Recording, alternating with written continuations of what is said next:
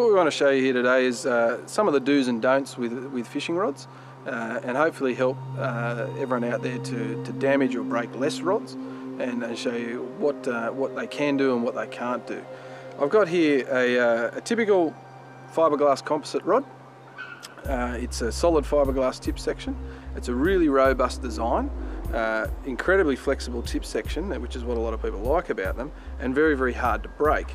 And you'll see that I can put a really significant bend into the tip section of that rod, and it does no damage whatsoever to it. The downside to this is that when people graduate to their first graphite rod, they tend to treat it the same and not quite understand the differences between graphite and fiberglass. Graphite rods, when loaded correctly, and we're going to show you how to do that in just a moment, have some incredible power, incredible pulling power. They cast weights, whether they be lures or baits, far better than fiberglass does. But the one thing graphite's not great at is doing a tight turn and a tight corner.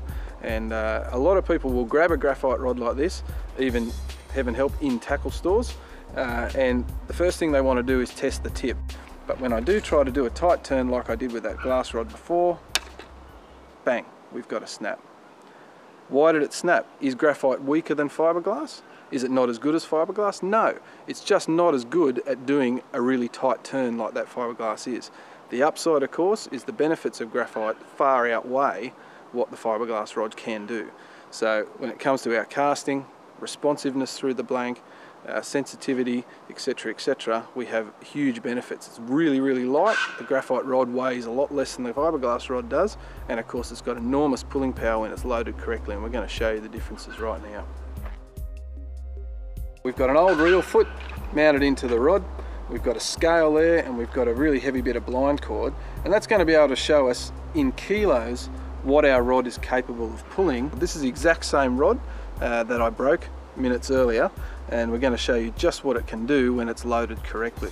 Now Andrew's going to actually load this rod down at 30 to 45 degree angle. You see him loading that rod nice and hard down there like that. On my scale I'm going to, I can pull 4 kilos of drag over that rod quite safely at the right angle. Now that's using the whole butt section of the rod. It's flattening out the tip section, and it's using the bottom end of the rod, which is where all the power is and where all the lifting capabilities of that rod come, but we're not putting that rod through any tight curve whatsoever. It's loaded right down into my hand, and we're in no danger of breaking it at this point. And now what I'm going to show you next is a really common thing, especially when people are fishing from boats or fishing from rocks or anywhere that's elevated up from the water, and it's one of those things where the heat of the moment, the fish is underneath the boat, it's right next to you. It doesn't have to be a big fish, it doesn't have to be a tuna or a kingfish, it can just simply be a small bream that's been caught somewhere in your local river, and the excitement, people want that fish in the boat, and they tend to lift the rod higher and higher and higher, trying to get that fish into the boat at that last minute. And we're going to show you just how detrimental that can be. Okay. Now, people get themselves into this situation where the rod's held nice and high like that, the fish is underneath you, you want that fish in the boat, you're getting excited, so you're pulling harder and higher all the time. Now, if I look down at my scale, I'm currently reading half a kilo.